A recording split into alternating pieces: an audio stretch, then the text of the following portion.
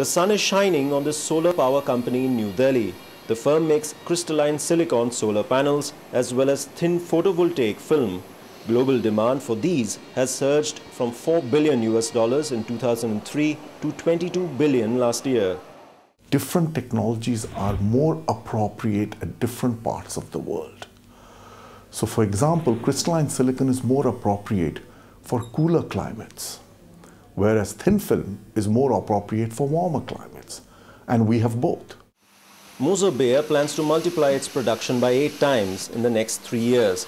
This, it hopes, will lower the cost of solar panels by half, allowing it to compete with electricity from the grid. It's in rural areas that solar power could have the biggest impact. 1/5 of India's villages are cut off from the grid, leaving 400 million of its people with no access to electricity. Bangalore-based company Selco provides low-cost solar lighting systems to rural households, consisting of 2 bulbs powered by a small rooftop solar panel. Everybody requires a different financial package because their cash flows are very different. So if you create a product, like a technology product that matches their need, simultaneously create a financial product that matches their cash flow, fantastic, you have an affordable product at the doorstep. 70-year-old Timakka is a manual laborer. She used to depend on kerosene lamps, but is now the proud owner of a $160 solar lighting system. She pays back $5 a month, the same amount she paid earlier for kerosene. Earlier, I used to always come back to a dark home. Now with this, we have light at home. That is a big difference and it makes me happy. Some companies are using innovative design to make solar products even cheaper. D-Light Design offers solar lights for just $25, along with an option for villagers to charge their mobile phones. We found that people needed a way to charge their mobile phones.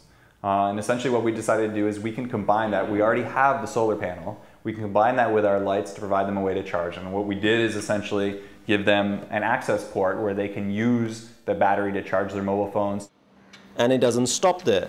The Reva car company has made a few prototypes of its iconic electric car that are powered by solar panels on the roof. These took part in a recent tour across India to highlight the advantages of renewable energy. We traveled farther than anyone's been able to travel in a commercially viable electric car. So we were able to go 173 kilometers on a single charge, traveling 4,000 kilometers across India. The solar power met about 10% of our daily battery needs.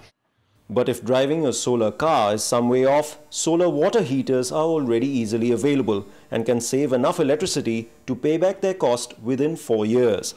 Bangalore's St. Martha's Hospital heats its water almost entirely by solar energy. 90% of requirements are met. We have a capacity of about 25,000 litres in the entire hospital. Problem is only when there's no sunshine and in the monsoon period, at that time we have to use some heaters to heat up the water. There are already 60 manufacturers of solar water heaters in Bangalore alone. To expand the market further, one company has decided to rent out its solar heaters, attracting customers who may be hesitant to pay the high upfront cost of buying a heater. You pay as you use. So the normal usage of a household will be less than 100 liters in a day. And the charges are very, very nominal. It is just 2 cents per day. And say, $2 for a month. So it has become very much affordable. With over 300 days of sunshine a year, India is well placed to harness the power of the sun.